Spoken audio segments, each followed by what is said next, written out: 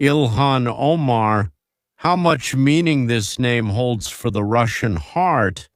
Is she a hero or a villain? A hero or a villain of our time? Naturally, after somehow acquiring $30 million in a year from who knows where, and pushing through Congress a law that allowed her fellow countrymen from Somalia to steal $9 billion from us. They say it might even be more. They're still counting now. Ilhan Omar pulled herself up by her own bootstraps, so to speak, and made herself one of the country's most popular anti-heroes. When Trump was giving his speech in Congress, she shouted, "Liar and murderer," and then "murderer and liar." And there was something else too, but it basically boiled down to those same two things, murderer and liar. What consequences this will have for Ilhan and her party, you will soon find out. And you'll also learn about Robert De Niro and what he has in common with Ilhan Omar. Well, I want to hint right away, I'm not talking about money now. Editor. Ladies and gentlemen, everyone's favorites with low IQ. Democratic Party representative in Congress Ilhan Omar made a complete fool of herself and became a laughingstock last night during the annual National State of the Union address. And now she's getting so much criticism this morning that she turned off comments on all her social media pages. She can't handle the pressure, she can't handle the heat. The president's report to Congress, and of course to the country. It's a monologue. If you want to respond, you can do so after it's over, as much as you want, so to speak. But during the president's speech, silence, just silence. Yeah, but our Somali, well, pirate, to put it mildly. She didn't come to Congress to stay silent, or to let someone else do the talking, Look at this. Ilhan Omar posted this message on her official page this morning. She stated, "Donald Trump killed 2 of my constituents. He is a liar and he should be ashamed of himself." She posted this video. Let's put it up on the big screen. Punishment for government officials who obstruct the deportation of criminal foreigners, in many cases drug lords and murderers operating throughout our country. They block the removal of these people from our country, and you should be ashamed of yourself. And here is the opinion of bloggers and hosts. Just imagine that you are shouting at the president, you are a member of the House of Representatives, and you are yelling at the president while he is delivering his address to the nation. Third world ghetto trash. Ilhan disabled the ability to comment on her videos and posts that she puts on her page, but she couldn't stop people from quoting her. Don't you know what even her fellow party members have said and are saying about her?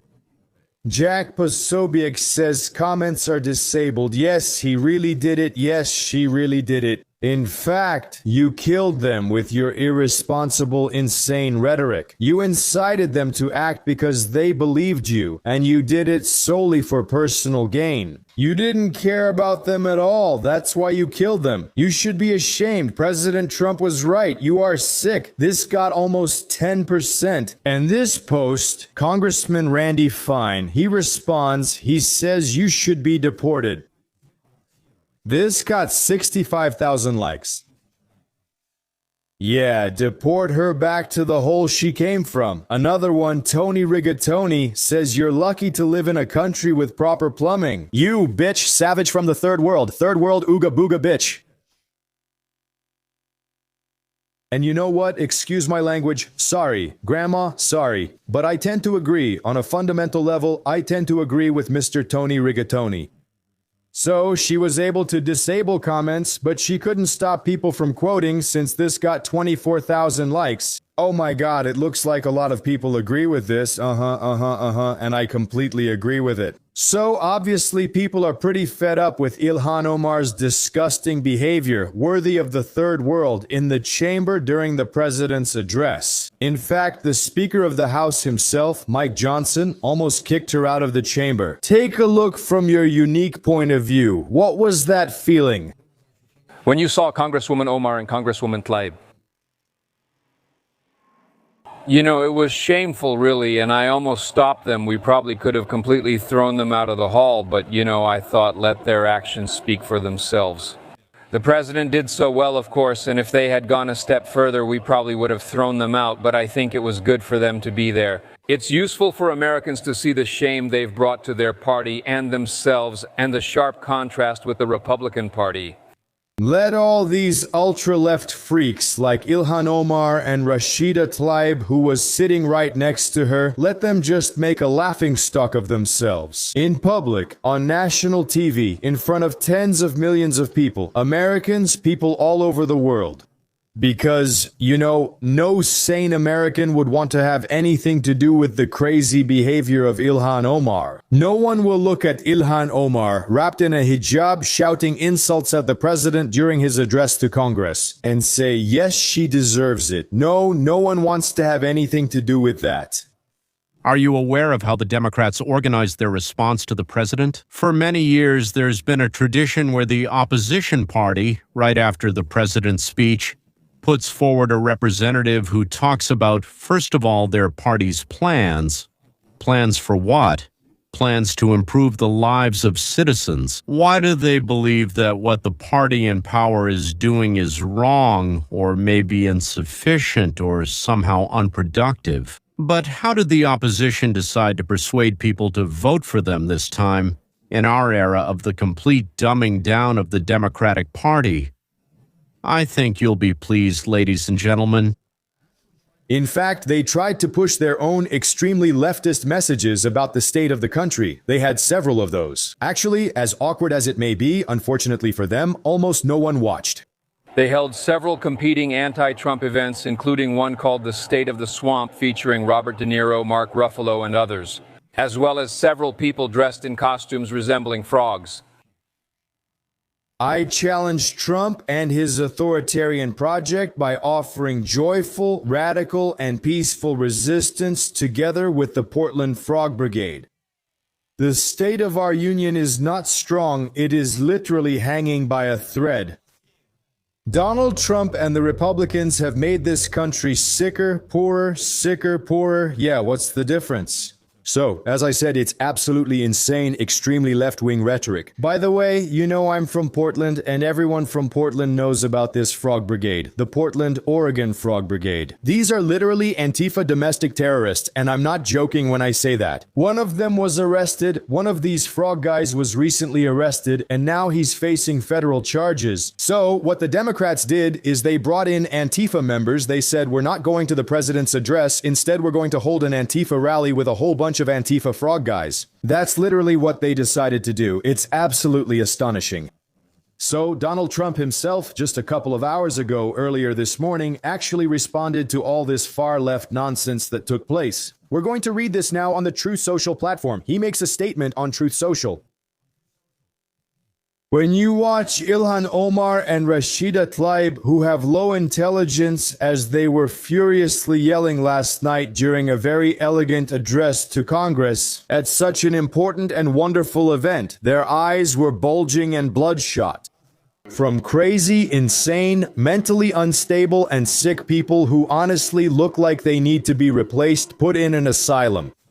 Trump never minces words, but most importantly, he's right. And 50 million Americans saw this, those who watched this speech live, and another 50 million who are watching it now. This is so bad for our country. We need to send them back to where they came from as soon as possible. And again, he's right. Judging by how they behave towards America, they are our enemies, plain and simple enemies. They can only harm the United States of America. They can't do anything to help. Honestly, they should just get on a boat with the Trump-obsessed Robert De Niro, who financed one of these alternative events last night. Another sick and deranged person, I believe, with an extremely low IQ who has absolutely no idea what he's doing or saying. Here he is, completely off the rails, former Hollywood starlet Robert De Niro. Unfortunately, we are now in a country where power belongs to, is exercised by, and serves a handful of dishonest, greedy, and ruthless autocrats. So you love our country, let me ask. Can you love a country where our neighbors are gunned down in the streets by masked government thugs? No. Can you love a country that denies medical care to tens of millions of our fellow citizens? No, can you love a country that stops helping sick and starving people around the world, causing hundreds of thousands of preventable deaths, many of them innocent children? No, can you love a country that destroys our economy just to give tax breaks to its billionaire friends? No, can you love a country that denies science and sacrifices the climate, the very air our children breathe? No, can you love a country that pardons violent criminals and protects pedophiles? No, I could go on and on and on. What's amazing is that he's describing me. But there are chances to prepare for a false outline. Well, that's Dampen and his administration in assessing what happened under Biden, well, either himself or a friend. Immigration, whatever you see, is doing something stinky, Zelen and Kaya, and after the persecution of Trump, attempts to kill him, a dozen completely unfounded lawsuits, 2 impeachments that turned out to be worthless, and blatant persecution. De Niro still says, look how terrible Trump is, how he persecutes his political opponents. Well, that's why I say, either he never had anything in his head at all, or he went crazy, or he got bewitched. I have no doubt, and I'm sure most of us don't either, that he is using all the resources and all the power he has to avoid losing power in the midterm elections. I won't list the ways because we don't know all the ways he will try to steal the election. Remember, this guy tried to overthrow the government by violently attacking the Capitol on January 6th. That attack on the Capitol, the unarmed crowds that wandered around Congress and then dispersed. And before that, Trump and his people asked the mayor and Congress 3 times to bring in the National Guard or strengthen the police. Instead, the FBI secretly sent undercover agents, but not to stop the crowd. So why did they do it? And the Somalis probably know the fable about the cat that listens but keeps eating, because no matter what happens, no matter how they are caught, no matter what is done, no matter how much they are exposed, no matter how much people talk about it, they keep stealing. Next, gentlemen, there will be even more interesting facts about the heroine of our story and other characters. But I'll pause for a second. When a channel has 20% or more viewers who have clicked the bell, it means there is high interest in the channel, and YouTube gives that channel more exposure. But we don't have 20, not 15. Not 12, we have 5%. Those who subscribed click the bell, and this tells YouTube, no, don't show this video to a wide audience. You probably guessed already. Yes, I want to ask you, ladies and gentlemen, right now, this very second, please find the subscribe button. If you're not subscribed, click on subscribe immediately, and a bell will pop up next to it. If you're already subscribed, then instead of the subscribe button or next to it, you'll see exactly what you need to click on. Please do it right now. Just do it. Nothing will be interrupted. Everything will keep going. You're listening, right? Watching. So click right now. It won't stop you from listening. And now back to our donkeys and elephants. I didn't mean to offend the animals. Great. As many of you know, too many Americans are falling victim to scams. There are some very bad people in our society, those who take advantage of the goodwill and trust of American taxpayers and use it against us. They choose to profit instead of allowing these programs, which were created to help people care for their families, to help autistic children get the after-school services they need, to help people access the medical care they require. And we are going to start taking very aggressive action in the administration to crack down on individuals and organizations that deceive Americans. So today we are announcing that we have decided to temporarily suspend certain amounts of Medicaid funding that go to the state of Minnesota to ensure that the state of Minnesota takes its obligations seriously, to be good stewards of the American people's tax dollars. And what will that mean? What does that mean? So, first of all, this means that the local providers in Minnesota have already actually been paid. The state has already paid these providers. What we're doing is stopping the federal payments that are supposed to go to the state government until the state government takes its obligations seriously. What does that mean? The state of Minnesota doesn't want to investigate the theft. Why are Ilhan Omar and the state leadership resisting investigations? The thing is, if they follow the trail, they'll find themselves at the other end. The feds also have the right to prosecute, and they already are. A couple hundred Somalis and a few non-Somalis are already in jail, but it's a long process, with separate investigations for each daycare, clinic, and social assistance center. It's a long, painstaking, and invisible process. Well, it goes, so to speak, kind of unnoticed by us. But cutting billions from Minnesota and a number of other states is much more visible and shows the administration's determination to stop the Democratic Party's lawlessness. The problem with our justice system is that it punishes those it manages to catch and gather evidence against, and it punishes them with prison sentences. This is my opinion. Whoever steals should return what they stole, at least double the amount. Plus, they should pay for the costs of the police, the investigator, and their own maintenance in prison, before prison, and so on. If he doesn't have enough money or property, then he should, let's say, work it off while in prison while serving his sentence. Some will cover his maintenance, and some will pay the debt. Let me make one last point about the spirit of this. One thing I love about our country is that we are generous people. We care about our fellow citizens who can't afford medical care because they've been unlucky. We care about people who can't afford food, even though they work hard and play by the rules.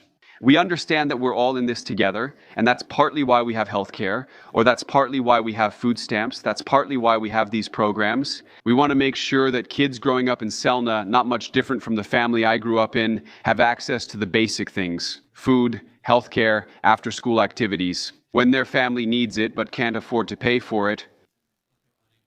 I don't think this is anything like the terrible picture De Niro painted, but right now it's just very sweet. Who is the leader of the Democratic Party of the United States today? Who will be fighting against, it seems, Vance and Rubio? Here they are, our golden ones. They are all participating in the race. And at the moment, on the Democrats' side, it's just a real mess. Just take a look at this. The main contenders for the Democratic presidential nomination in 2028, there is a leader, but it's not a clear leader. It's within the margin of error. Newsom has 19%, while former Vice President Kamala Harris trails with 18%, a weak showing for her. Considering that, of course, she was the nominee. Last time, Pete Buttigieg, who has already run, has 13%. Alexandria Ocasio-Cortez has 12%. It's just a complete mess. It's absolute chaos and confusion. At the moment, there is no clear leader among the Democratic Party candidates. You understand? How I look at it. For me, it gives more reason why, if you were ever going to run, or if someone is thinking about running, you run as a Democrat, because they have no one. These ideas are weak. Like, it's just a weak field. I agree. You can break through. That's clear. On the left is Dave Rubin. He's a right-wing journalist and commentator with 3 million subscribers. And on the right is Steve Smith. And he said, on the left is Dave Rubin, and on the right is Steve Smith, who is also a journalist and commentator. He's left-wing, but not a radical leftist. There's a difference. Specifically, he's left-wing. I think he has 2 million subscribers, if I'm not mistaken. Steve is often on television, on different channels, but he's not a demagogue. He tries to understand how to actually help those who are struggling. I think he doesn't quite understand how to do it, but he genuinely wants to figure it out and get to the bottom of it. So he's not a propagandist, but a journalist. Like Rubin, he's also not a propagandist, but a journalist. He's not a demagogue. I don't believe any of them have a chance to win. We can go through the list. Here's Gavin Newsom. And we've seen, as you just said, whether people believe it or not, or, because there are people on the left trying to defend him. All right.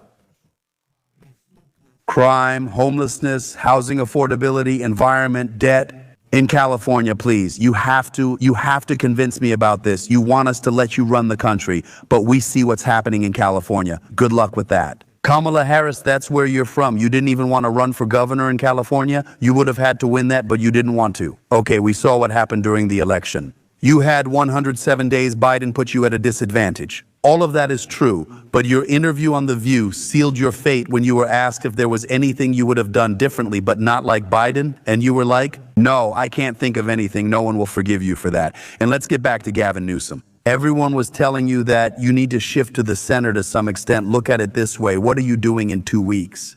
You're on television talking about, when it comes to transgender people, about transitioning from male to female. Even if these are children, do you really have no problem with them doing this without parental consent? I've said this to many who were willing to listen. If my child is a minor, you have no right to approach them to tell them to go down the street to the store without my permission. How on earth do you think you can do something serious without parental consent? We didn't let them in. It's for 13 and up. Are you kidding? That's just completely ridiculous. Such a phrase will be used against them. So I think these two, they've really hurt themselves a lot. And I don't think the Democrats wanted Kamala Harris, and I think that explains a lot. You saw she lacked support while writing a book. So how will you get support in 2028 if it wasn't there in 2024? It's not gonna work. Pete Buttigieg, like I said on Real Time with Bill Maher, he doesn't move us. He just doesn't move us. Alexandria Ocasio-Cortez, AOC. I have respect for her. I respect her drive and passion. I respect what she's trying to do for her constituents in the Bronx in New York. That video of her filmed in Munich was one of the most embarrassing, most awkward videos we've probably ever seen.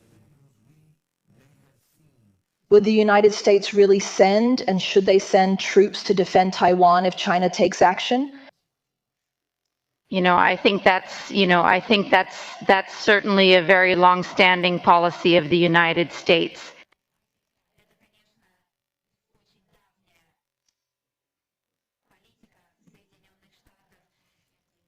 Thank you. I think we really want to be absolutely sure that we never get to that kind of situation. And we want to be sure that we are moving forward in all our economic research and our global positions to avoid any such confrontation. And so that such a question never even arises, to be continued, listen up. When Mitch McConnell, the former Senate Majority Leader, froze, ladies and gentlemen, we wondered if he had a stroke. We know that he is no longer young. We know that he has health problems, but this is an energetic young woman. This is AOC. Okay, this was not a health issue. You were unprepared, didn't know what you were talking about, and everyone saw it. If they had approached you on the main stage or on the streets of the Bronx, shoving a camera and microphone in your face and catching you off guard, that would be different. No, you flew across the whole world. You flew across the ocean to this conference. You see, you specialize in exactly this. And that was your answer. There's no getting away from it, and the Republicans will rejoice, using it at every turn. Do I believe she has a chance to win a Senate seat from Chuck Schumer in the future? Yes, but as a global figure, yeah. No, of course not, but she is a global figure. Yes, these are the ones who are leading among the Democrats as potential candidates for U.S. president. Not bad, yes, that's what their ideology leads to, by the way. Ideology. Have you forgotten about the bell? You didn't forget, right? It helps many people fight against their ideology. If you click on the bell, well, after subscribing, of course, you'll get this video and other videos from this channel. But if you don't click on the bell, you won't. Or maybe you will, but much less often. I'm sure some of you occasionally check out the channels of our fellow countrymen who, whether for money or for a place in the sun, have sold their souls to the fascist regime of the Democratic Party of the USA. Not all of them are stupid. Some are, of course, like Kasparov and Shendrovich.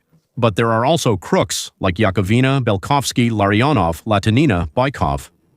There are also dumb but very active ones like Timryashkin and Zhernov. I also forgot Boris Pincus. So after watching almost all of them in small parts at double speed, I'll be honest, I got a charge, some energy from it. Probably out of amazement at the nonsense they were spouting. You could say, what the hell? But remembering their past gems, yes, they really are gems, not pearls. I probably shouldn't have been surprised, but I was surprised anyway. So, gentlemen, this is the average opinion of 65% of viewers about what they saw on the evening of February 24th, happily clinking cans of excellent American, German, Dutch, or Thai beer. Some, though, were drinking Riga beer, I don't know where they got it, but I'm sure they got it through some connections. Okay, ready, let's go. The poll results are already known. The numbers are simply overwhelming, and the Democratic Party is in full panic mode. While Trump's ratings are skyrocketing, the Democrats are watching their entire political image collapse right before their eyes. It wasn't just a speech, it was a real political earthquake, and its aftershocks are now destroying the Democratic Party. But not exactly what Kiselev and Symbolyuk have been bragging about, my God, how I don't respect them. What won't they do for a few bucks? Yes, my dear former compatriots, there are some, after all. Some of them do have talent. Well, of course I'm not talking about the dregs like Dasha Shaslavaya or Karina, what's her name, Smirnova. My German friend Alzheimer doesn't let me remember. Of course, you want more than just empty statements from me, right? You want numbers, otherwise I'll just be... Well, how do they suffer for a few bucks? And 63% overall approved of this speech. But here's where it gets interesting, because just a day before the State of the Union address, Marist polled Americans asking if they thought Trump was leading the country in the right direction. And it turned out that only 37% answered yes, while 55% said that things would get worse. To be fair, different polling agencies use different methodologies, so this is not a valid comparison. But if we overlay these two polls, Marist and CNN, after the speech, that would mean that we went up from 37% who thought the country was moving in the right direction before the speech to 64%. After that, it's a jump of 27 points. You can't even imagine what that means. 27% of those surveyed changed their opinion from negative. Well, of course, under the influence of newspapers, magazines, the internet, television, and suddenly they saw that everything they'd been fed before was a lie, and they changed their opinion to positive after hearing the president, who slowly but surely hit all the right points. Take a look at the latest data from CBS. The speech received 75% approval, 75% approval. And the key reason for this, as we discussed yesterday, is that every minute of that hour-long 48-minute speech was devoted to the so-called 80-20 issues. That's right. These are positions that enjoy overwhelming support from the American public, and they leave opponents on the losing side of an overwhelming consensus. Once again, some of my colleagues on the left from the Marxist side in the softer Shankar version, a sort of Plekhanov-Kautsky socialism, some of them showed you numbers, real numbers. Their own leftist media like CNN and CBS don't have them. At best, they pick some poll with especially nasty lies for you, just to confirm what they want you to believe. So what does Trump say? What caused the outrage? Rashkins, Shettlemans, Kushners, Shvetsovs, and other foreign currency. How should I put it so I don't get banned from the internet, foreign currency sellouts? Here's what Trump said and what 80% of the population wants. So, protecting American citizens, not illegal immigrants, is obviously an issue that's supported 80-20. A ban on insider trading in Congress gets 86% support. No taxes on tips, overtime, and Social Security, 80-20. Voter ID, try 90-10, right? Keeping dangerous criminals in custody instead of letting them out without bail, 90-10. Uncovering billion-dollar fraud in social benefits, honoring American athletes and Olympians, supporting and remembering children lost to preventable crimes. Trump didn't pick a single issue that would be controversial among real voters. Every one of them is supported by an overwhelming majority, regardless of party affiliation. Except for Russian-speaking ones and heads.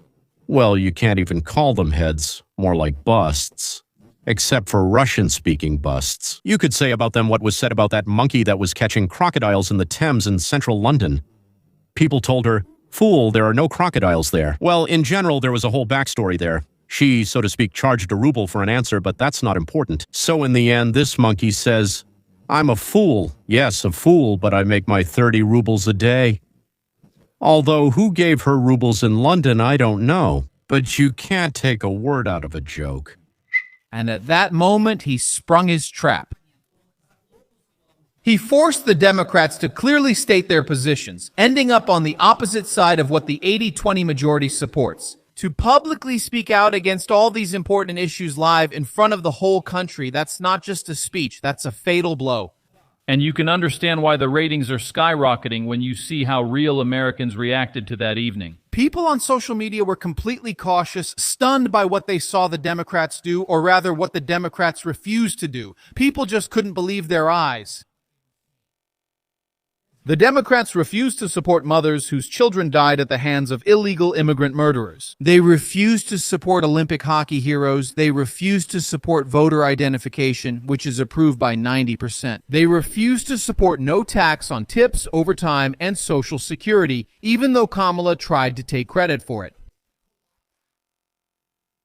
They refused to stand for keeping dangerous criminals locked up. I mean, it's just unbelievable. As one commentator put it very accurately, the Democrats showed the whole country who they really are. But we lost our Somali pirate. She made $30 million in a year out of nowhere. That's where they came from, out of nowhere.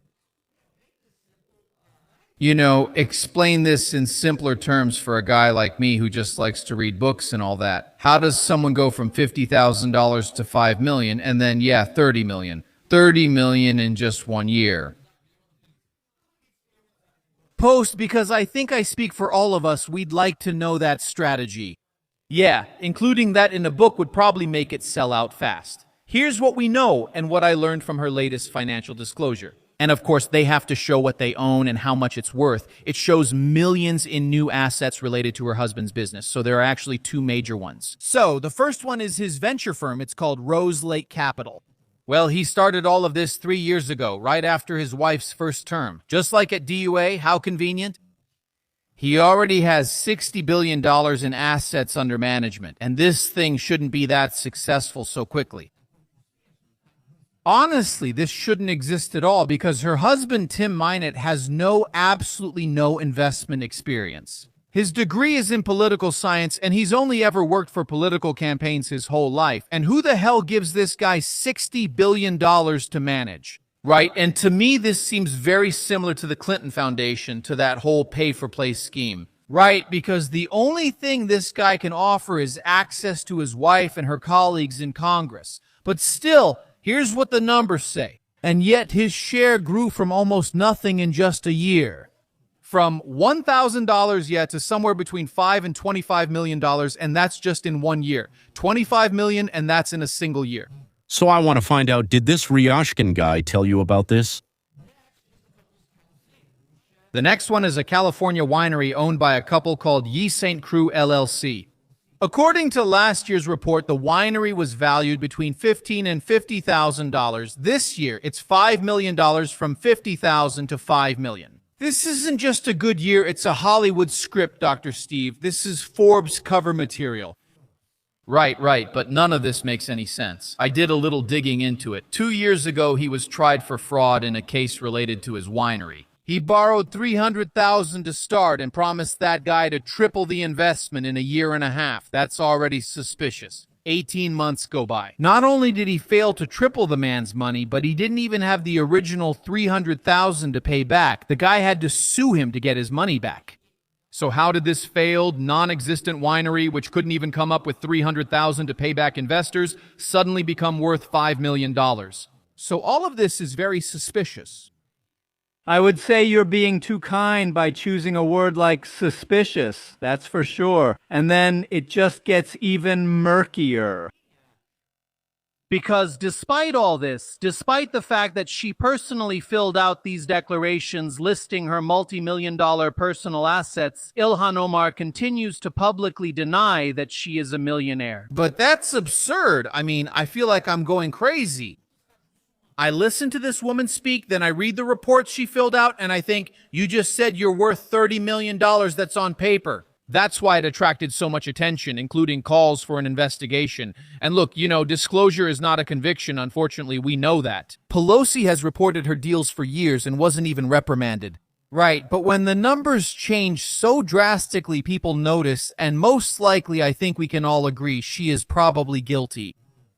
I think that's where we'll end our story about our contemporary heroine, the Somali, who became an American, became a member of Congress, and a fighter for robbing white, wealthy, hard-working people living in homes built by their ancestors. And her associates hate them. Well, basically, us, to be completely honest, yes, but more than anything, they don't just hate.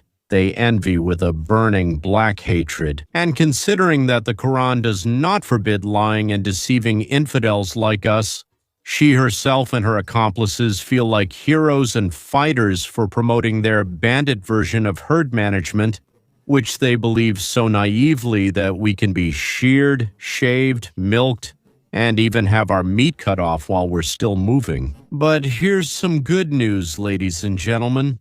They'll be stopped right now at full speed by a solid iron wall right in front of their faces. And that's it. Goodbye.